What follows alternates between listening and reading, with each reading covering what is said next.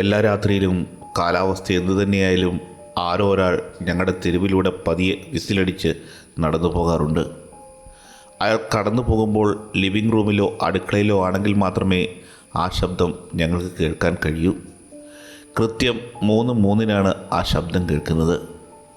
കാൻസറിൻ്റെ വീടിൻ്റെ അടുത്തുള്ള റോഡിൻ്റെ തുടക്കത്തിൽ നിന്ന് ആദ്യം ചെറിയ ശബ്ദമായി അത് കേൾക്കാൻ തുടങ്ങും. ഞങ്ങൾ താമസിക്കുന്നത് തെരുവിൻ്റെ ഏകദേശം നടുവിലാണ്. അതുകൊണ്ട് തന്നെ ആ വിസിലടി ശബ്ദം ഞങ്ങളുടെ വീട് കടന്നുപോയി കൂൾഡിസാക്കിൻ്റെ വീട് കഴിഞ്ഞ് മുന്നോട്ട് ആ ദിശയിലേക്ക് അത് പതിയെ മാഞ്ഞു പോകും. ഞാൻ ചെറുതായിരുന്നപ്പോൾ എൻ്റെ സിസ്റ്ററും ഞാനും ചില രാത്രികളിൽ അടുക്കളയിലേക്ക് ഒളിഞ്ഞു ചെന്ന് ആ ശബ്ദം കേൾക്കുമായിരുന്നു. അച്ഛനും അമ്മയ്ക്കും അത് ഇഷ്ടമായിരുന്നില്ല. ഞങ്ങളങ്ങനെ ചെയ്യുന്നത് കണ്ടാൽ അവർ ഞങ്ങളെ വഴക്ക് പറയുമായിരുന്നു. അവർ പറഞ്ഞത് കേട്ട് അനുസരിക്കുന്നത് കൊണ്ട് ഞങ്ങളെ കൂടുതൽ വഴക്ക് പറയില്ലായിരുന്നു. ഫിസിലടിക്കുന്ന ആളെ കാണാൻ ശ്രമിക്കരുത് എന്നായിരുന്നു അച്ഛനും അമ്മയും ഞങ്ങളോട് പറഞ്ഞിരുന്നത്. എൻ്റെ വീടിൻ്റെ ചുറ്റുപാട് എനിക്ക് ഒരുപാട് ഇഷ്ടമുള്ള സ്ഥലമാണ്. എനിക്ക് 6 വയസ്സുള്ളപ്പോൾ മുതൽ ഇവിടെയാണ് താമസിക്കുന്നത്. ഇവിടെയുള്ള വീടുകൾ വലിപ്പത്തിൽ ചെറുതാണെങ്കിലും നല്ല വൃത്തിയായി സൂക്ഷിച്ചിരുന്നു. വീടുകൾക്ക് നല്ല വലിപ്പമുള്ള മുറ്റമുണ്ട്. ചുറ്റിക്കറങ്ങാൻ ധാരാളം സ്ഥലമുണ്ട്. എൻ്റെ പ്രായത്തിലുള്ള ധാരാളം കുട്ടികൾ ഇവിടെയുണ്ട്. ഒക്ടോബറിൽ എനിക്ക് 13 വയസ്സായി. കൂട്ടുകാരുമൊത്ത് കൂൾഡിസാക്കിൽ ഫോർസ്ക്വയർ കളിക്കുകയോ വീടുകളുടെ പിന്നാമ്പുറങ്ങളിലൂടെ ചുറ്റി നടക്കുകയോ ചെയ്യുമായിരുന്നു. വളരാൻ പറ്റിയ നല്ലൊരു സ്ഥലമായിരുന്നു ഇത്. എനിക്കിപ്പോൾ അത് മനസ്സിലാക്കാൻ മാത്രം പ്രായമായി. ഇവിടെ 2 വിചിത്രമായ കാര്യങ്ങൾ നടക്കുന്നുണ്ട്. ഒന്ന് രാത്രിയിലെ വിസിലടി, പിന്നെ ആൾക്കാരുടെ ഭാഗ്യം. എന്നാൽ വിസിലടി ശബ്ദം എന്നെ അധികം ബുദ്ധിമുട്ടിച്ചിരുന്നില്ല. ഞാൻ പറഞ്ഞല്ലോ, എൻ്റെ കിടപ്പുമുറിയിൽ നിന്ന് എനിക്കത് കേൾക്കാൻ പോലും കഴിഞ്ഞിരുന്നില്ല. പക്ഷേ എൻ്റെ അച്ഛനും അമ്മയ്ക്കും അതിനെക്കുറിച്ച് സംസാരിക്കുന്നത് ഇഷ്ടമല്ല. അതുകൊണ്ട് ഞാൻ അതിനെക്കുറിച്ച് ചോദ്യങ്ങൾ ചോദിക്കുന്നത് നിർത്തി. എൻ്റെ അച്ഛൻ ആരോഗ്യമുള്ള ഒരാളാണ്. ഉയരമുള്ള ശാന്തമായ മനുഷ്യൻ. അദ്ദേഹം ചെറുപ്പത്തിൽ അമേരിക്കയിലേക്ക് വന്നതുകൊണ്ട് അദ്ദേഹത്തിന് ഒരു പ്രത്യേക സംസാര രീതിയാണ്. എൻ്റെ മുത്തശ്ശനും മുത്തശ്ശിയും ദ്വീപുകളിൽ നിന്നുള്ളവരാണ്. അങ്ങനെയാണ് അവർ അതിനെ വിളിക്കുന്നത്. എൻ്റെ അച്ഛൻ ചൂളമടിക്കാരൻ്റെ കാര്യം പറയുമ്പോൾ മാത്രമേ എന്നോട് വഴക്ക് പറയാറുള്ളൂ. അപ്പോൾ അദ്ദേഹം കുറച്ചുകൂടി സൗമ്യമായി സംസാരിക്കും. കണ്ണുകൾ വേഗത്തിൽ ചലിക്കും. അതിനെക്കുറിച്ച് അധികം ചിന്തിക്കേണ്ട, ആ ഒരു കാര്യം എപ്പോഴും ഓർക്കണമെന്ന് അദ്ദേഹം ഞങ്ങളോട് പറയും. ചൂളമണിക്കാരൻ കടന്നു പോകുമ്പോൾ പുറത്തേക്ക് നോക്കാൻ ശ്രമിക്കരുത് എന്ന കാര്യം. നോക്കാൻ ആഗ്രഹിച്ചാൽ പോലും ഞങ്ങൾക്ക് നോക്കാൻ കഴിയില്ലായിരുന്നു. കാരണം എല്ലാ ജനലുകൾക്കുമുള്ളിൽ കർട്ടനുണ്ട്. കട്ടിയുള്ള ക്യാൻവാസ് തുണി കൊണ്ടുള്ള കർട്ടനുകൾ. മുകളിൽ നിന്ന് താഴേക്ക് വലിച്ചിട്ട് ജനലിൻ്റെ അടിഭാഗത്തുള്ള ഫ്രെയിമിൽ കൊളുത്താം. ഓരോ കൊളുത്തിനും ഓരോ ചെറിയ പൂട്ടുണ്ട്. അച്ഛൻ എല്ലാ രാത്രികളിലും ഞങ്ങൾ ഉറങ്ങാൻ പോകുന്നതിന് മുമ്പ് ആ ഷട്ടറുകൾ പൂട്ടിയിട്ട് താക്കോൽ അദ്ദേഹത്തിൻ്റെ മുറിയിൽ സൂക്ഷിക്കും. എൻ്റെ അമ്മ ചൂളമടിയെക്കുറിച്ച് എന്താണ് ചിന്തിക്കുന്നതെന്ന് എനിക്കറിയില്ല. ശബ്ദം തുടങ്ങുന്ന 3:03 അമ്മ ലിവിംഗ് റൂമിൽ ഇരിക്കുന്നത് ഞാൻ കണ്ടിട്ടുണ്ട്. എൻ്റെ വാതിൽ ഒരിഞ്ച് തുറന്നു നോക്കിയാൽ എനിക്ക് അമ്മയെ കാണാമായിരുന്നു. അമ്മ എപ്പോഴും അവിടെ ഉണ്ടാവാറില്ല. മാസത്തിൽ 1-2 തവണ ഞാനവിടെ കണ്ടിട്ടുണ്ട്. അമ്മ ഞങ്ങളുടെ വലിയ ചുവന്ന സോഫയിലിരുന്ന് ആ ചൂളംവിളി കേൾക്കാറുണ്ടെന്ന് എനിക്ക് തോന്നുന്നു. വിസിലടിക്കാരന് എല്ലാ രാത്രികളിലും ഒരേ ഈണമാണ്. അത് നമുക്ക് സന്തോഷം നൽകുന്നതാണ്. ഞാൻ താമസിക്കുന്ന സ്ഥലത്ത് 2 വിചിത്രമായ കാര്യങ്ങളുണ്ടെന്ന് ഞാൻ പറഞ്ഞത് നിങ്ങൾ ഓർക്കുന്നുണ്ടോ? രാത്രിയിൽ വിസിലടിക്കാരനെ കൂടാതെ എൻ്റെ അയൽപ്പക്കത്തുള്ള എല്ലാവരും ശരിക്കും ഭാഗ്യമുള്ളവരാണ്. ഇത് വിശദീകരിക്കാൻ പ്രയാസവുമാണ്. അച്ഛൻ ഈ ഭാഗ്യത്തെക്കുറിച്ച് സംസാരിക്കുന്നത് അത്ര ഇഷ്ടമല്ല. പക്ഷേ ഇവിടെയുള്ള ആളുകൾക്ക് നല്ല നല്ല കാര്യങ്ങൾ ഒരുപാട് സംഭവിക്കാറുണ്ട്. സാധാരണയായി അത് ചെറിയ കാര്യങ്ങളായിരിക്കാം. ഒരു റേഡിയോയിലെ മത്സരത്തിൽ വിജയിക്കുക, അല്ലെങ്കിൽ ജോലിയിൽ അപ്രതീക്ഷിതമായി സ്ഥാനക്കയറ്റം ലഭിക്കുക, അല്ലെങ്കിൽ മുറ്റത്ത് കുഴിച്ചിട്ട ചില പഴയ വിലപിടിച്ച സാധനങ്ങൾ കണ്ടെത്തുക. ഇവിടുത്തെ അന്തരീക്ഷം വളരെ നല്ലതാണ്. കുറ്റകൃത്യങ്ങളൊന്നുമില്ല. എല്ലാവരുടെയും പൂന്തോട്ടങ്ങൾ ശരത്കാലത്ത് കൂടുതൽ തിളക്കത്തോടെ പൂക്കും.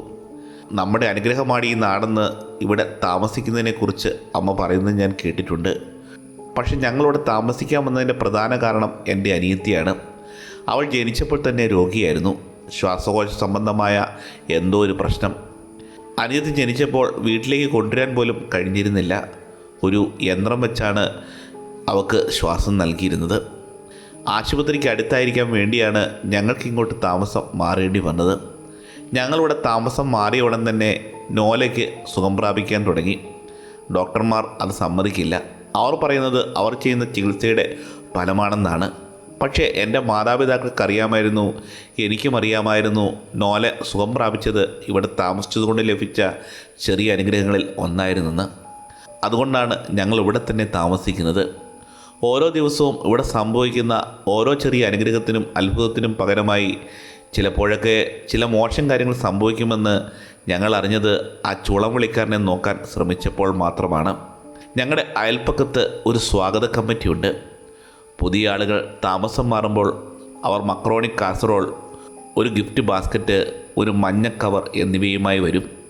അവർ വളരെ സൗഹൃദപരമാണ്. 7 വർഷം മുമ്പ് ഞങ്ങൾ താമസം മാറിയപ്പോൾ 4 പേരാണ് വന്നത്. കമ്മിറ്റി ചെറിയ സംഭാഷണങ്ങൾ നടത്തി. എനിക്കൊരു സ്നിക്കേഴ്സ് ബാർ തന്നു. നോലയെ മാറി മാറി എടുത്തു. ആശുപത്രിയിൽ നിന്ന് വന്നിട്ട് അവളുടെ ആദ്യ ആഴ്ചയായിരുന്നതുകൊണ്ട് അവർ കൂടുതൽ ശ്രദ്ധിച്ചു. പിന്നീട് കമ്മിറ്റിക്കാർ എൻ്റെ മാതാപിതാക്കളോട് സ്വകാര്യമായി സംസാരിക്കണം എന്ന് പറഞ്ഞു. അതുകൊണ്ട് തന്നെ എന്നെ എൻ്റെ മുറിയിലേക്ക് അയച്ചു. അവിടെ നിന്നും എനിക്ക് മിക്കവാറും അവർ പറഞ്ഞ എല്ലാ വാക്കുകളും കേൾക്കാൻ കഴിഞ്ഞു. ഈ സ്ഥലം എത്ര നല്ലതാണെന്ന് സ്വാഗത കമ്മിറ്റി എൻ്റെ മാതാപിതാക്കളോട് പറഞ്ഞു. ശരിക്കും അസാധാരണമായ, വിശദീകരിക്കാൻ പ്രയാസമുള്ള ഒരുതരം നല്ല സ്ഥലം. പിന്നീട് അവർ എൻ്റെ മാതാപിതാക്കളോട് എല്ലാ ദിവസവും രാവിലെ 3:03 തുടങ്ങി 3:05 അവസാനിക്കുന്ന, വിശദീകരിക്കാൻ കൂടുതൽ പ്രയാസമുള്ള ചൂളമടിയെക്കുറിച്ച് പറഞ്ഞു. ഫിസിലടി ശബ്ദം ശാന്തമാണെന്നും അതിനെ നോക്കാൻ ശ്രമിച്ചില്ലെങ്കിൽ അത് ഒരിക്കലും ഉപദ്രവിക്കില്ലെന്നും ഞങ്ങളുടെ പുതിയ അയൽക്കാർ അടങ്ങുന്ന സംഘം എൻ്റെ മാതാപിതാക്കൾക്ക് മുന്നറിയിപ്പ് നൽകി. ഈ ഭാഗം അവർ ഊന്നിപ്പറഞ്ഞു. ഞാൻ വാതിലിൽ ചെവിയോർത്ത് അവർ പറയുന്നത് കേൾക്കാൻ ശ്രമിച്ചു. ഫിസിലടിക്കാരനെ തേടി പോയവിടെയൊക്കെ ഭാഗ്യം പോയി മറിഞ്ഞു. അവരുടെ ജീവിതം ദുരന്തപൂർണമായി. നോക്കിയവരെ ഒരു കറുത്ത മേഘം മൂടും. എന്തൊക്കെ നാശങ്ങൾ സംഭവിക്കാമോ അതെല്ലാം സംഭവിക്കും. സ്വാഗത കമ്മിറ്റി കൊണ്ടുവന്ന മഞ്ഞക്കവറിൽ പത്രവാർത്തകളുണ്ടായിരുന്നു. കാറപകടങ്ങളുടെയും തകർന്ന ജീവിതങ്ങളുടെയും പൊതുസ്ഥലങ്ങളിലെ മരണങ്ങളുടെയും വിചിത്രമായ അപകടങ്ങളെയും കുറിച്ചുള്ള കഥകൾ. എല്ലാവരും മരിക്കില്ല, സ്വാഗത കമ്മിറ്റിയുടെ തലവൻ എൻ്റെ അച്ഛനോട് പറയുന്നത് ഞാൻ കേട്ടു. പക്ഷേ അവരിൽ നിന്ന് ജീവൻ നഷ്ടപ്പെടും. അവർ ജീവിച്ചിരുന്നാൽ പോലും പിന്നീട് ഒരിക്കലും അവരിൽ സന്തോഷമോ ഉയർച്ചയോ ഉണ്ടാവില്ല. എൻ്റെ അമ്മ അത് ഗൗരവമായി എടുത്തില്ലെന്ന് എനിക്ക് മനസ്സിലായി. പുതിയ അയൽക്കാരെ പറ്റിക്കുന്ന എന്തെങ്കിലും ഒരു തമാശയാണോ ഇതെന്ന് അമ്മ ചോദിച്ചുകൊണ്ടേയിരുന്നു. ഒരു ഘട്ടത്തിൽ എൻ്റെ അമ്മയ്ക്ക് ദേഷ്യം വന്നു. ഞങ്ങളെ പുതിയ വീട്ടിൽ നിന്ന് ഭയപ്പെടുത്തി ഓടിക്കാൻ ശ്രമിക്കുകയാണെന്ന് കമ്മിറ്റിയെ കുറ്റപ്പെടുത്തി. എൻ്റെ അച്ഛൻ ദ്വീപുകളിൽ നിന്നുള്ള ആളായതുകൊണ്ട് അവർ വംശീയവാദികളാണോ എന്ന് ചോദിച്ചു. എൻ്റെ അച്ഛൻ അമ്മയെ സമാധാനിപ്പിച്ചു. ഞങ്ങളുടെ പുതിയ അയൽക്കാർ ആത്മാർത്ഥതയുള്ളവരാണെന്നും ഞങ്ങളെ സഹായിക്കാൻ ശ്രമിക്കുകയാണെന്നും അദ്ദേഹത്തിന് മനസ്സിലായെന്ന് പറഞ്ഞു. അമ്മയിൽ നിന്ന് ഇത്തരം കഥകൾ കേട്ടാണ് ഞാൻ വളർന്നതെന്നും വിചിത്രമായ ചില കാര്യങ്ങൾ നമുക്കിടയിൽ നടക്കാറുണ്ടെന്ന് എനിക്കറിയാമെന്നും അദ്ദേഹം വിശദീകരിച്ചു. ആ വിചിത്രമായ കാര്യങ്ങളിൽ ചിലത് നല്ലതും ചീത്തയുമാണ്. പക്ഷേ മിക്കവാറും എല്ലാം വ്യത്യസ്തവുമാണ്. കമ്മിറ്റി പോയതിനു ശേഷം അച്ഛൻ ഹാർഡ്വെയർ കടയിൽ പോയി ക്യാൻവാസ് ബ്ലൈൻഡുകളും കൊളുത്തുകളും പൂട്ടുകളും വാങ്ങി. അത്താഴത്തിന് ശേഷം വീടിൻ്റെ എല്ലാ ജനലുകളിലും അവ സ്ഥാപിച്ചു. ഞങ്ങളുടെ പുതിയ വീട്ടിലെ ആദ്യ രാത്രിയിൽ ഞാൻ പുലർച്ചെ 3 മണിക്ക് മുറിയിൽ നിന്ന് പതിയെ പുറത്തിറങ്ങി. അപ്പോൾ എൻ്റെ അച്ഛൻ ലിവിംഗ് റൂമിൽ സോഫയിൽ എൻ്റെ കുഞ്ഞനുജത്തിയും എടുത്ത് ഉണർന്നിരിക്കുന്നത് കണ്ടു. എൻ്റെ അച്ഛൻ എന്ന് ആംഗ്യം കാണിച്ചു. അച്ഛൻ്റെ അടുത്തുള്ള സോഫയിൽ തട്ടി ഇരിക്കാൻ പറഞ്ഞു. ഞാനിരുന്നു. ഞങ്ങൾ കാത്തിരുന്നു. കൃത്യം 3:03 ഞങ്ങൾ ചൂളമടി ശബ്ദം കേട്ടു. ഞങ്ങളുടെ അയൽക്കാർ പറഞ്ഞതുപോലെ അത് വന്നു. അത് പോയി. വിസിലടി എല്ലാ രാത്രിയിലും തിരിച്ചു വരുന്നു. ഞങ്ങൾ ഒരിക്കലും നോക്കിയില്ല. എല്ലാ ദിവസവും ഓരോ ചെറിയ അനുഗ്രഹങ്ങൾ ഞങ്ങൾ ആസ്വദിച്ചു. നോല സ്വന്തമായി ശ്വാസമെടുക്കുന്നു. അവൾ ശക്തിയും മിടുക്കിയുമായ ഒരു കുട്ടിയായി വളർന്നു വന്നു. എൻ്റെ അച്ഛൻ സ്വാഗത കമ്മിറ്റിയിൽ പോലും ചേർന്നു. ഇവിടെ പുതിയ അയൽക്കാർ അധികം വരാറില്ല. അല്ലെങ്കിലും ആരാണ് ഇവിടെ നിന്ന് പോകാൻ ആഗ്രഹിക്കുന്നത്? ഒരുപക്ഷെ പുതിയ കുടുംബം താമസം മാറുമ്പോൾ എൻ്റെ അച്ഛനും കമ്മിറ്റിയും അവർക്ക് മക്രോണി കാസറോൾ, ഒരു ഗിഫ്റ്റ് ബാസ്ക്കറ്റ്, മഞ്ഞക്കവർ എന്നിവ കൊണ്ടുവരും. ആ കുടുംബം കമ്മിറ്റിക്കാർ പറഞ്ഞത് ഗൗരവമായി എടുത്തോ അതോ ഞങ്ങൾക്കുടൻ തന്നെ പുതിയ അയൽവാസി വരുമോ എന്ന് അച്ഛൻ തിരികെ വരുമ്പോൾ അദ്ദേഹത്തിൻ്റെ മുഖഭാവത്തിൽ നിന്ന് എനിക്ക് എപ്പോഴും മനസ്സിലാക്കാൻ കഴിഞ്ഞിരുന്നു. അടുത്തിടെ ഞങ്ങളുടെ തൊട്ടടുത്ത് ഒരു കുടുംബം താമസം മാറി. മുന്നുടമയായ മിസ് മാഡി 105-ാമത്തെ വയസ്സിൽ മരിച്ചു. അവർ ദീർഘായുസ്സോടെ ജീവിച്ചു. ഞങ്ങളുടെ പുതിയ അയൽക്കാർക്ക് ഇവിടെ നന്നായി ഒത്തുപോകാൻ കഴിയുമെന്ന് തോന്നി. അവർ സ്വാഗത കമ്മിറ്റിയെ വിശ്വസിച്ചു. അവർക്ക് ചെറിയൊരു കുട്ടി ഉണ്ടായിരുന്നതുകൊണ്ട് പൂട്ടിയിടുന്ന ഷട്ടറുകളെക്കുറിച്ചുള്ള എൻ്റെ അച്ഛൻ്റെ ഉപദേശം സ്വീകരിച്ചു. ആ മഞ്ഞ കവറിലുണ്ടായിരുന്ന പത്രവാർത്തകൾ കാണിച്ചു. പക്ഷേ എൻ്റെ അച്ഛൻ ഞങ്ങളെ ഒരിക്കലും അത് കാണാൻ അനുവദിച്ചിരുന്നില്ല. പക്ഷേ അത് വളരെ ബോധ്യപ്പെടുത്തുന്ന ഒന്നായിരുന്നിരിക്കണം. കാരണം ഞങ്ങളുടെ അയൽക്കാർക്ക് ആദ്യ മാസം ഒരു പ്രശ്നവുമില്ലാതെ കഴിഞ്ഞു. ഒരു രാത്രി ഞങ്ങളുടെ പുതിയ അയൽക്കാർക്ക് ടൗണിൽ പോകേണ്ടി വന്നപ്പോൾ അവർ അവരുടെ മകൻ ഹോൾഡനെ ഞങ്ങളോടൊപ്പം നിർത്താൻ അയച്ചു. അവന് 12 വയസ്സായിരുന്നു. സ്കൂളിൽ എനിക്ക് 1 വയസ്സ് താഴെയായിരുന്നു അവൻ. ആ രാത്രിക്ക് മുമ്പ് എനിക്കവനെ അത്രയധികം പരിചയമുണ്ടായിരുന്നില്ല. പക്ഷേ അത്താഴത്തിന് ശേഷം അവൻ്റെ മാതാപിതാക്കൾ അവനെ ഞങ്ങളുടെ വീട്ടിലേക്ക് വിട്ടത് ഒരു മോശം സമയത്തായിരുന്നുവെന്ന് എനിക്ക് മനസ്സിലായി. എല്ലാ രാത്രികളിലും പുറത്ത് വിസിലടിക്കുന്ന ആരാണെന്ന് നിങ്ങൾക്കറിയാമോ? വീട്ടിലെ മുതിർന്നവർ മുറി വിട്ടു പോയപ്പോൾ ഹോൾഡൻ ചോദിച്ചു. ഞങ്ങൾ 3 പേരും ഡൈനിങ്ങിൽ ഇരിക്കുകയായിരുന്നു. ടെലിവിഷനിൽ ഒരു ഡിസ്നി സിനിമ വെറുതെ ഓടിക്കൊണ്ടിരുന്നു. എൻ്റെ അനിയത്തിയും ഞാനും പരസ്പരം നോക്കി. ഞങ്ങൾ അതിനെക്കുറിച്ച് സംസാരിക്കാറില്ല, ഞാൻ പറഞ്ഞു. അറ്റത്തുള്ള മഞ്ഞ വീട്ടിൽ താമസിക്കുന്ന വിചിത്ര ആളാണ് അതെന്നാണ് ഞാൻ കരുതുന്നത്, ഹോൾഡൻ പറഞ്ഞു. മിസ്റ്റർ ടോൾസിനെ കുറിച്ചാണോ നീ പറഞ്ഞത്? എൻ്റെ അനിയത്തി ചോദിച്ചു. അയ്യോ, അങ്ങനെയൊന്നുമല്ല, അദ്ദേഹം നല്ലതാണ്, ഹോൾഡൻ തോളുയർത്തി. എന്നാൽ പിന്നെ ഒരു സൈക്കോ കൊലയാളി ആയിരിക്കണം. ഞോളയ്ക്ക് പിരിമുറുക്കമുണ്ടായി. ഞങ്ങളൊന്നും അതിനെക്കുറിച്ച് സംസാരിക്കാറില്ല, ഞാൻ ആവർത്തിച്ചു. നമുക്ക് നമ്മുടെ മുറിയിൽ പോയി നിൻ്റെൻ്റോ കളിച്ചാലോ? അടുത്ത കുറച്ച് മണിക്കൂറുകൾ ഞങ്ങൾ ഗെയിം കളിച്ചും പോപ്കോൺ കഴിച്ചും സിനിമകൾ കണ്ടും ചെലവഴിച്ചു. പക്ഷേ ഹോൾഡൻ അസ്വസ്ഥനാകുന്നത് എനിക്ക് കാണാമായിരുന്നു. എൻ്റെ മാതാപിതാക്കൾ ഞങ്ങൾക്ക് ശുഭരാത്രി ആശംസിക്കുകയും ബ്ലൈൻഡുകൾ പൂട്ടിയിട്ട് ഉറങ്ങാൻ പോവുകയും ചെയ്ത ശേഷം ഹോൾഡൻ തൻ്റെ ബീൻബാഗിൽ നിന്ന് എഴുന്നേറ്റ് നോലയും ഞാനും കിടക്കയിൽ ഇരുന്നിടത്തേക്ക് നടന്നു. നിങ്ങൾ എപ്പോഴെങ്കിലും അത് ആരാണെന്ന് നോക്കാൻ ശ്രമിച്ചിട്ടുണ്ടോ? അവൻ ചോദിച്ചു. ഇപ്പോൾ ഏകദേശം സമയമായിട്ടോ? മിക്ക സ്ലീപ്പ് ഓവറുകളിലും പോലെ ഞങ്ങൾ ഉറങ്ങാനുള്ള സമയത്തെക്കുറിച്ചുള്ള എല്ലാ മാർഗനിർദ്ദേശങ്ങളും സൗകര്യപൂർവ്വം അവഗണിച്ചിരുന്നു. അവൻ പറഞ്ഞത് ശരിയാണെന്ന് കണ്ടപ്പോൾ ഞാൻ ഞെട്ടിപ്പോയി. ഇപ്പോൾ പുലർച്ചെ 3 മണിയായിരിക്കുന്നു. ഞാൻ നെടുവേർപ്പെട്ടു. നോക്ക്, എനിക്ക് നോക്കാൻ പോലും കഴിയില്ല. കാരണം എൻ്റെ അച്ഛൻ എല്ലാ രാത്രികളിലും ബ്ലൈൻഡുകൾ പൂട്ടിയിട്ട് താക്കോൽ ഒളിപ്പിക്കും. ഹോൾഡൻ എന്നെ അവഗണിച്ച് തുടർന്നു. ഞങ്ങളുടെ അച്ഛനും അങ്ങനെയാണ് ചെയ്യുന്നത്, നോല പറഞ്ഞു. അല്ല, ഹോൾഡൻ മറുപടി പറഞ്ഞു. ഇല്ല, നിങ്ങളുടെ അച്ഛൻ അങ്ങനെ ചെയ്യുന്നില്ല. നീ കണ്ടതല്ലേ ഞങ്ങളുടെ അച്ഛൻ ചെയ്യുന്നത്? ഞാൻ എൻ്റെ ഉദ്ദേശം കുറച്ചുകൂടി കടുപ്പത്തിൽ പറഞ്ഞു. ഹോൾഡൻ ചിരിച്ചു. നിങ്ങളുടെ അച്ഛൻ ബ്ലൈൻഡുകൾ പൂട്ടും, പക്ഷേ അദ്ദേഹം താക്കോൽ ഒളിപ്പിക്കാറില്ല. അദ്ദേഹം അത് സാധാരണ കീച്ചേരി തന്നെയാണ് സൂക്ഷിക്കാറ്. എന്നിട്ട് ഞാൻ ചോദിച്ചു. അവൻ അടുത്തത് എന്താണ് പറയാൻ പോകുന്നത് എനിക്കറിയാമായിരുന്നു. കാരണം വർഷങ്ങൾക്കിപ്പുറം എൻ്റെ അച്ഛൻ താക്കോൽ ഒളിപ്പിക്കാൻ മെനക്കെടാറില്ലെന്ന് ഞാൻ ശ്രദ്ധിച്ചിരുന്നു. ഞങ്ങൾ അച്ഛൻ്റെ വാക്കുകൾ ഗൗരവമായി എടുക്കുന്നുണ്ടെന്ന് അദ്ദേഹത്തിന് അറിയാമായിരുന്നു കൊണ്ടാവാം അങ്ങനെ ഒളിപ്പിക്കാതിരുന്നത്. നിങ്ങളുടെ അച്ഛൻ ബ്ലൈൻഡ് പൂട്ടിയതിന് ശേഷം നിങ്ങളുടെ മാതാപിതാക്കൾ ഉറങ്ങാൻ പോകുന്നതിന് മുമ്പ് ഞാൻ ബാത്റൂമിൽ പോയിരുന്നു. പോകുന്ന വഴിക്ക് ഞാൻ അവരുടെ മുറിയിലേക്ക് ഒന്ന് എത്തി നോക്കി. നിങ്ങളുടെ അച്ഛൻ്റെ കീ ചെയിൻ അവിടെ ഉറങ്ങുന്ന മുറിയുടെ നൈറ്റ് സ്റ്റാൻഡിൽ ഇരിക്കുന്നത് ഞാൻ കണ്ടു. ഞാൻ ആരും കാണാതെ അത് പോയി എടുത്തു. ഞാനും നോലയും അവനെ തുറച്ചു നോക്കി. അവൻ്റെ ചിരി കൂടുതൽ വലുതായി. നീ കള്ളം പറയുകയാണ്, ഞാൻ പറഞ്ഞു. ഹോൾഡൻ തോളുയർത്തി. നിനക്ക് വേണമെങ്കിൽ പോയി നോക്ക്. നിൻ്റെ മാതാപിതാക്കളുടെ വാതിൽ തുറന്ന് നോക്കിയാൽ മതി. അച്ഛൻ്റെ കീ ചെയിൻ നൈറ്റ് സ്റ്റാൻഡിൽ ഉണ്ടോ എന്ന് നീയൊന്ന് നോക്ക്. നിങ്ങൾ ഇവിടെ തന്നെ നിൽക്ക്, ഞാൻ അവരോട് 2 പേരോടായി പറഞ്ഞു. എങ്ങോട്ടും പോകരുത്. ഞാൻ എൻ്റെ മാതാപിതാക്കളുടെ മുറിയിലേക്ക് തിടുക്കത്തിൽ പോയി. പക്ഷേ വാതുക്കൽ വെച്ച് ഒന്നും അടിച്ചു. ഹോൾഡൻ കള്ളം പറയുന്നതല്ലെങ്കിൽ എൻ്റെ അച്ഛൻ ദേഷ്യപ്പെടും. ദേഷ്യത്തെക്കാളപ്പുറം അതിനെക്കുറിച്ച് ആലോചിച്ചപ്പോൾ എനിക്ക് ഭയം തോന്നി.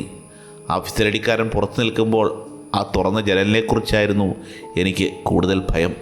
ഞാൻ വാതിൽ 1 ഇഞ്ച് മാത്രം തുറന്ന് അകത്തേക്ക് നോക്കി. പക്ഷേ ഇരുട്ടായിരുന്നതുകൊണ്ട് ഒന്നും കാണാൻ കഴിഞ്ഞില്ല. ഒരു ദീർഘനിശ്വാസം എടുത്തുകൊണ്ട് ഞാൻ മുറിയിലേക്ക് തിരികെ നടന്നു. ഇരുട്ടിൽ 2 ചുവട് വെച്ചപ്പോൾ ഞാൻ അത് കേട്ട് സ്തബ്ധനായിപ്പോയി. വിസിലടി തുടങ്ങി.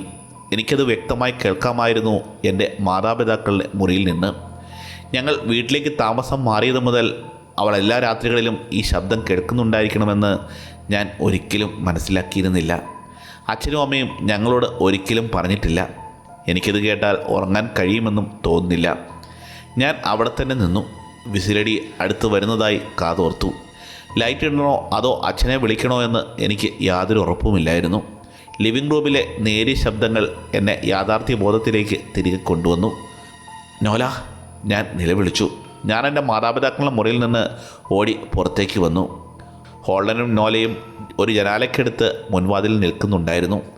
ഹോൾഡൻ കള്ളം പറഞ്ഞതായിരുന്നില്ല. അവരൊരു ബ്ലൈൻഡിൻ്റെ പൂട്ട് തുറക്കാൻ ശ്രമിക്കുന്നത് എനിക്ക് കാണാമായിരുന്നു. ഒരു ക്ലിക്ക് ശബ്ദം ഞാൻ കേട്ടു. അവൻ്റെ കയ്യിൽ താക്കോലുണ്ടായിരുന്നു. ഹോൾഡൻ ഒരു ചെറിയ ചിരി ചിരിച്ചു. നോല അവൻ്റെ അരികിൽ കുനിഞ്ഞ് ഭയന്നിരുന്നു. ഒരുപക്ഷേ ആകാംക്ഷയുണ്ടായിരുന്നു. വിസിലടി ഇപ്പോൾ ഞങ്ങളുടെ വീടിൻ്റെ തൊട്ട് പുറത്തായിരിക്കുന്നു. ഞാനൊരു ശബ്ദമുണ്ടാക്കി വിളിച്ചു പറഞ്ഞുവെന്ന് തോന്നുന്നു. എനിക്ക് ഓർമ്മയില്ല. സമയം തണുത്തുറഞ്ഞതുപോലെ എനിക്ക് തോന്നി. ക്ലോക്കിൻ്റെ സൂചികൾ നിശ്ചലമായതുപോലെ. പക്ഷെ ഞാൻ ചലിക്കുന്നുണ്ടെന്ന് എനിക്ക് മനസ്സിലായി. ഞാൻ വേഗതയുള്ള ഒരാളല്ല. ഞാൻ ഒരിക്കലും ഒരു കായിക താരം ആയിരുന്നില്ല. എന്നിരുന്നാലും ഒരു നിമിഷം കൊണ്ട് ഞാനും ലോലയും തമ്മിലുള്ള ദൂരം ഞാൻ താണ്ടി. എൻ്റെ കണ്ണുകൾ അവളിൽ ഉറപ്പിച്ചിരുന്നു. ആ സമയം ബ്ലൈൻഡ് പൂർണ്ണമായി താഴേക്ക് വലിക്കുന്ന ശബ്ദം ഞാൻ കേട്ടു. അത് ഉയരാൻ തുടങ്ങിയതിൻ്റെ ശബ്ദം ഞാൻ കേട്ടു. ജനലിൻ്റെ മറുവശത്ത് നിന്ന് വിസിലടി ശബ്ദം ഞാൻ കേട്ടു. അപ്പോൾ എൻ്റെ കൈകൾ നോലയുടെ ചുറ്റുമുണ്ടായിരുന്നു. അവൾ ജനലിൽ നിന്ന് മുഖം തിരിച്ചു നിന്നു. അതേസമയം ഞാൻ കണ്ണുകൾ ഇറുക്കി അടച്ചു.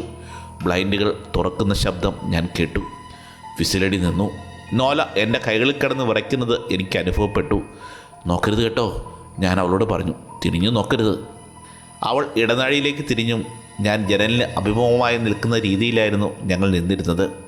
എൻ്റെ കണ്ണുകൾ ഇപ്പോഴും അടച്ചിരുന്നു. അവൾ എൻ്റെ തോളുകളിൽ തലോടുന്നത് എനിക്ക് അനുഭവപ്പെട്ടു. ഞാൻ മറ്റേ കൈകൊണ്ട് ഹോൾഡനെ സ്പർശിക്കാൻ ശ്രമിച്ചു.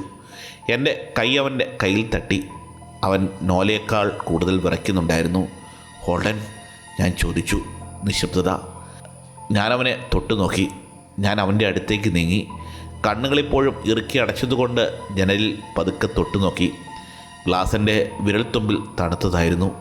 ഈ വർഷത്തിലെ ഈ സമയത്ത് ഉണ്ടാകേണ്ടതിനേക്കാൾ വലിയ തണുപ്പ്. ഞാൻ കൈ ജനലിലൂടെ മുകളിലേക്ക് നീക്കി. ബ്ലൈൻഡിൻ്റെ ചരടിനായി തിരഞ്ഞു. ജനലിൻ്റെ മറുവശത്ത് എന്തായിരിക്കുമെന്ന് ചിന്തിക്കാൻ ഞാൻ ശ്രമിച്ചു. ഒടുവിൽ ഞാൻ ആ ചരട് കണ്ടുപിടിച്ച് ബ്ലൈൻഡ് വലിച്ചടച്ചു. ഞാൻ കണ്ണു തുറന്നു. അടുക്കളയിൽ നിന്ന് വരുന്ന മങ്ങിയ വെളിച്ചത്തിൽ ഹോൾഡനെ എനിക്ക് കാണാമായിരുന്നു. വിളറി വെളുത്ത ചെറുതായ അവൻ ഇപ്പോൾ ജനലിലേക്ക് തന്നെ നോക്കി നിൽക്കുകയായിരുന്നു. ഹോൾഡൻ, ഞാൻ വീണ്ടും ചോദിച്ചു. അവൻ എൻ്റെ നേർക്ക് തിരിഞ്ഞ് നിലവിളിച്ചു. എല്ലാം പെട്ടെന്ന് ചലിച്ചു. ഹാളിൽ, പിന്നീട് ലിവിംഗ് റൂമിൽ ലൈറ്റുകൾ തെളിഞ്ഞു. എൻ്റെ മാതാപിതാക്കളുടെ കാൽപ്പെരുമാറ്റം തടികൊണ്ടുള്ള തറയിൽ മുഴങ്ങി. ഞാൻ അവരെ തിരിഞ്ഞു നോക്കിയില്ല. എൻ്റെ കണ്ണുകൾ ഹോൾഡനിൽ ഉറപ്പിച്ചു. അവൻ വിളറി വെളുത്തിരിക്കുന്നു. അവൻ്റെ ചുണ്ട് അത്രയും മുറുക്കെ കടിച്ചിരുന്നു. ഒരു നേർത്ത ചുവന്ന രേഖ അവൻ്റെ താടിയിലൂടെ ഒഴുകി വരുന്നു. അവൻ മൂത്രമൊഴിച്ചിരുന്നു. എന്തുപറ്റി? എൻ്റെ അച്ഛൻ എൻ്റെ പിന്നിൽ നിന്ന് ചോദിച്ചു. ഞാൻ ഹോട്ടലിൽ നിന്ന് തിരിഞ്ഞ് പിന്നിലേക്ക് നോക്കി. ഞാൻ മെല്ലെ പറഞ്ഞു. അവൻ നോക്കി. എൻ്റെ അച്ഛൻ ഭയപ്പെടുന്നത് ഞാൻ മുമ്പ് കണ്ടിട്ടില്ലായിരുന്നു. പക്ഷേ ആ രാത്രിയിൽ, ആ നിമിഷത്തിൽ അദ്ദേഹത്തിൻ്റെ മുഖത്ത് ഒരു പഴയ വൃത്തികെട്ട ഭയം നിഴലിടുന്നത് ഞാൻ കണ്ടു. ഹോൾഡൻ മാത്രം? അദ്ദേഹം എന്നോട് ചുണ്ടുകൊണ്ട് ചോദിച്ചു. ഞാൻ അതേയെന്ന് തലയാട്ടി. എൻ്റെ അച്ഛൻ ഒരു ശ്വാസം പുറത്തേക്ക് വിട്ടു.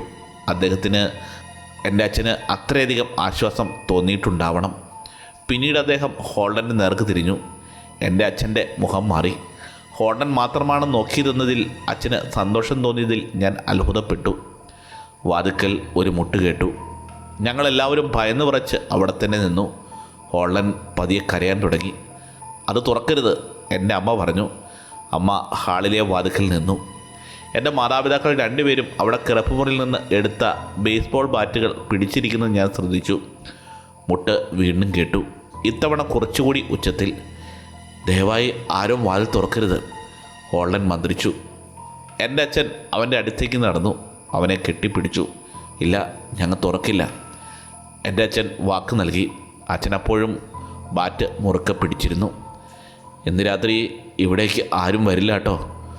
ഠ ഠ ഠ. ഇത്തവണ വാതിൽ കുലുങ്ങാൻ മാത്രം ഉച്ചത്തിലായിരുന്നു മുട്ട്. ഹോൾഡൻ വീണ്ടും നിലവിളിച്ചു. നോല എൻ്റെ കഴുത്തിൽ മുറുക്കെ പിടിച്ചു.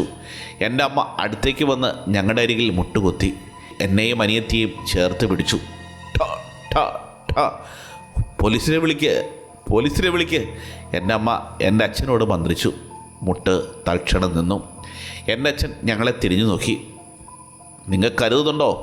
പോലീസ് വാതിലിൻ്റെ മറുവശത്ത് നിന്ന് എന്തോ പറഞ്ഞു. പുറത്തുനിന്നുള്ള ശബ്ദം എൻ്റെ അമ്മയുടെ ശബ്ദം പോലെ. ഒരു തത്ത അമ്മ പറഞ്ഞ വാക്കുകൾ ആവർത്തിച്ച് പറയുന്നത് പോലെ. പോലീസിനെ വിളിക്ക്, പോലീസിനെ വിളിക്ക്.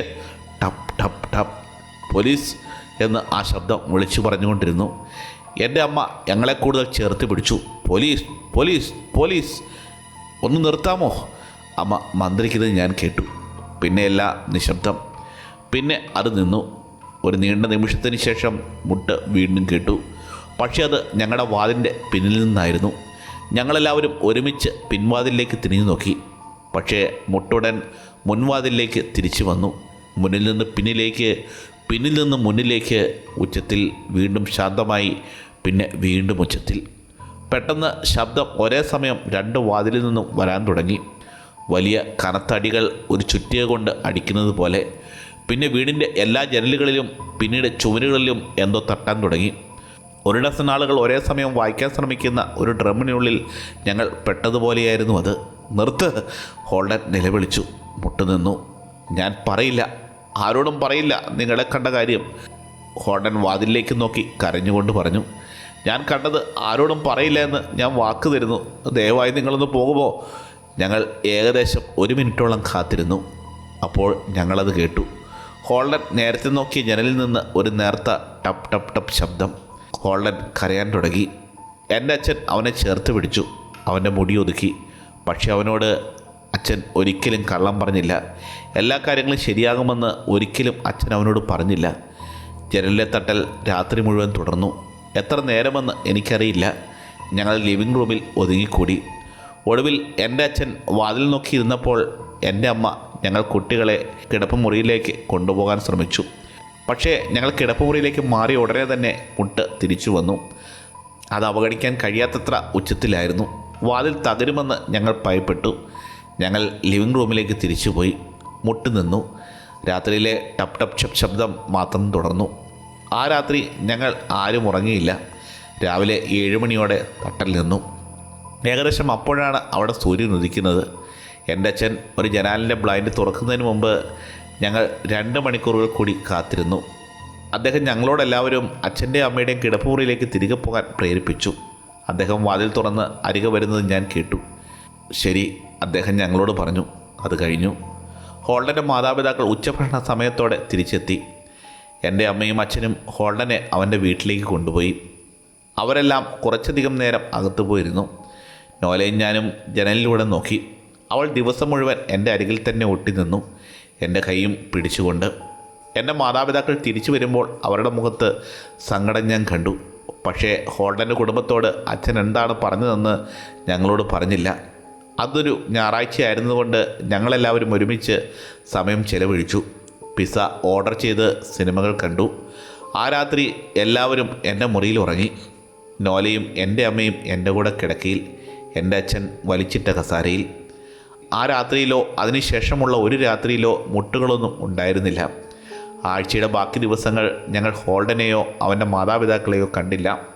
പക്ഷേ വ്യാഴാഴ്ചയോടെ അവരുടെ ഡ്രൈവ് വേയിൽ ഒരു ലോറി എത്തി. സ്കൂൾ വിട്ടതിന് ശേഷം ഉച്ചതിരിഞ്ഞ് മുഴുവൻ അവർ സാധനങ്ങൾ പായ്ക്ക് ചെയ്യുന്നത് നോലയും ഞാനും കണ്ടു. ഹോൾഡനും അവൻ്റെ മാതാപിതാക്കളും എത്ര ദുഃഖിതരായിരുന്നു എന്നതാണ് എന്നെ ഏറ്റവും കൂടുതൽ അലട്ടിയത്. 3 പേർക്കും ഒരേ വിളർച്ച, വിഷാദഭാവമുള്ള ചുണ്ടുകൾ, വെളിച്ചമില്ലാത്ത കണ്ണുകൾ. റോഡിൻ്റെ മറുവശത്ത് നിന്ന് നോക്കിയാൽ പോലും എന്തോ വലിയ പ്രശ്നമുണ്ടെന്ന് എനിക്ക് മനസ്സിലാക്കാൻ കഴിഞ്ഞു. സൂര്യാസ്തമയത്തിന് മുമ്പ് ഹോൾഡനും അവൻ്റെ കുടുംബവും താമസം മാറിപ്പോയിരുന്നു. ഞങ്ങളോട് താമസിക്കാനെത്തിയപ്പോൾ യഥാർത്ഥ സ്വാഗത കമ്മിറ്റി എൻ്റെ മാതാപിതാക്കളോട് പറഞ്ഞത് ഞാൻ ഓർക്കുന്നു. വിസിലടിക്കാനെ നോക്കുന്ന എല്ലാവരും മരിക്കില്ല, പക്ഷേ ജീവിച്ചിരിക്കുന്നവരിൽ നിന്ന് പോലും വെളിച്ചം നഷ്ടപ്പെടും. അവരുടെ ജീവിതത്തിൻ്റെ ബാക്കി ഭാഗം ദുരിതങ്ങൾ നിറഞ്ഞതായിരിക്കും. ഒരുപാട് ചെറിയ ദുരന്തങ്ങൾ. ചില ദിവസങ്ങളിൽ ഞാൻ നോലയെ നോക്കി നിൽക്കും. അവൾ സന്തോഷവതിയും ചെറുപ്പവുമായി കാണപ്പെട്ടു. അവൾ അന്ന് രാത്രി ആ ജനലിലൂടെ നോക്കിയിരുന്നെങ്കിൽ ഞാനും നോക്കുമായിരുന്നോ? ഞാനത് നോക്കാത്തതിൽ ഞാൻ സന്തോഷിച്ചു. ഞങ്ങളിപ്പോഴും ആ വീട്ടിൽ, ആ പ്രദേശത്ത് താമസിക്കുന്നു. ഞങ്ങളിപ്പോഴും എല്ലാ രാത്രികളിലും വിസിലടിക്കാരൻ കടന്നു പോകുന്നത് കേൾക്കുന്നു. ഇവിടെയുള്ള അനുഗ്രഹങ്ങൾ, ഭാഗ്യം നല്ല കാര്യങ്ങൾ എന്നിവ ഉപേക്ഷിക്കാൻ ഞങ്ങൾക്ക് സാധിക്കില്ല. പക്ഷേ ഞങ്ങൾ ശ്രദ്ധാലുക്കളാണ്. ഞങ്ങളിപ്പോൾ സുഹൃത്തുക്കളെ രാത്രി താമസിക്കാൻ വിളിക്കാറില്ല. എൻ്റെ അച്ഛൻ ബ്ലൈൻഡിൻ്റെ താക്കോൽ വളരെ നന്നായി ഒളിപ്പിക്കും. ഞാനത് തിരഞ്ഞു പോയിട്ടുമില്ല. ചില കാര്യങ്ങൾ നമ്മൾ തിരഞ്ഞു പോകേണ്ട ആവശ്യവുമില്ല.